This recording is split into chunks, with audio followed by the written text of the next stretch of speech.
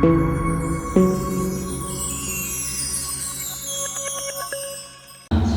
duhur. Alhamdulillah, puji syukur kepada Allah Subhanahu wa taala. Di siang ini kita masih mendapatkan rahmat, hidayah dan juga maunan dari Allah Subhanahu wa taala sehingga kita dapat melaksanakan salat duhur berjamaah di bulan suci Ramadan ini dalam keadaan puasa, dalam keadaan sehat walafiat. Salam salam kita aturkan kepada junjungan kita Nabi sallallahu alaihi wasallam yang menjadi teladan bagi kita semua.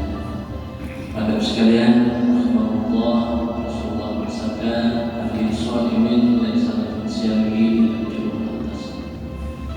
Banyak di antara umatku yang berpuasa tapi tidak mendapatkan apa-apa di dalam puasanya kecuali lapar dan dahaga. Apabila kita simak hadis beliau ini, tentu kita sangat terkejut sekali betapa ruginya orang yang di bulan suci Ramadan ini seluruh ibadah dilipat gandakan pahalanya, kemudian tidurnya saja itu juga mendapatkan pahala, dan juga masih banyak fadilah keutamaan yang diberikan oleh Allah Subhanahu wa taala. Tapi malah justru ada beberapa orang, dan bahkan banyak yang tidak mendapatkan apa-apa.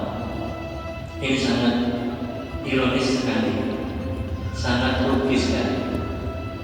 Karena itu, kenapa sih kok ada yang demikian itu kok terjadi? Tiada lain adalah bahwa tidak adanya pengetahuan, keilmuan tentang melaksanakan ibadah tersebut. Bapak sekalian, rahimahullah, puasa itu sendiri menahan lapar dan dahaga mulai dari terbit fajar sampai tenggelamnya matahari. Akan tetapi di situ ada hal-hal yang merusak pahalanya orang yang berpuasa, sehingga orang itu ketika melakukan pelanggaran-pelanggaran, ketika melakukan dosa, malah justru puasanya itu tidak bernilai apa-apa kecuali hanya lapar dan dahaga.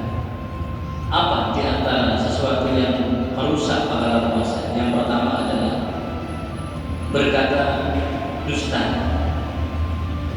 bohong, atau dalam ini cuma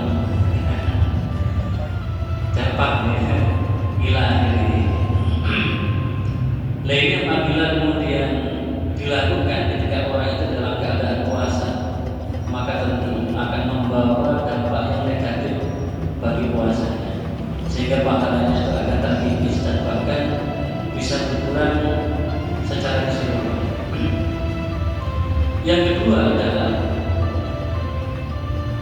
al-ghibah, ngerasani, rasa-rasanya. Ini juga dapat menghilangkan pahala puasa. Karena itu di momen yang sangat agung ini adalah kita menghindari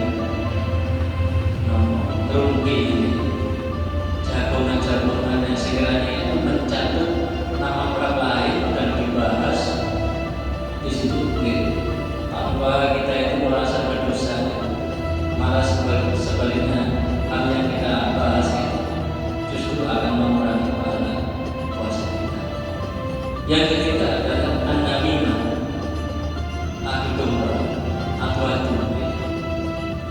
Jadi padahal yang demikian itu oleh kanjeng Nabi sudah betul-betul diwanti-wanti itu tidak terjadi. Karena di samping itu akan merugikan kepada orang yang mengadu domba itu, juga kepada orang lain tentunya akan sangat berdampak negatif. Nah, karena itu permusuhan itu terjadi ya terkadang karena adanya adu domba ini, sehingga hal-hal yang demikian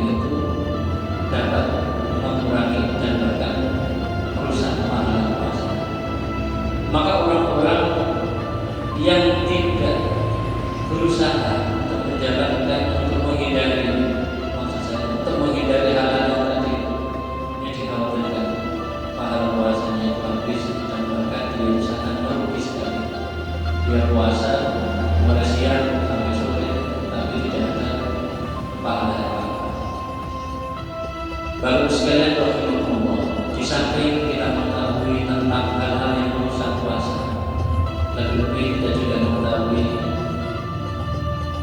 amalan-amalan ibadah yang utama untuk mengisi bulan Ramadan ini. Rasulullah SAW bersabda, "Man qama Ramadan imanan wa ihtisaban, ghufira lahu ma taqaddama min dhanbihi." Barang siapa yang menjalankan ibadah puasa serta mengisinya dengan amalan-amalan yang lain di bulan Ramadan ini, maka dia akan diampuni dosa-dosanya yang terdahulu.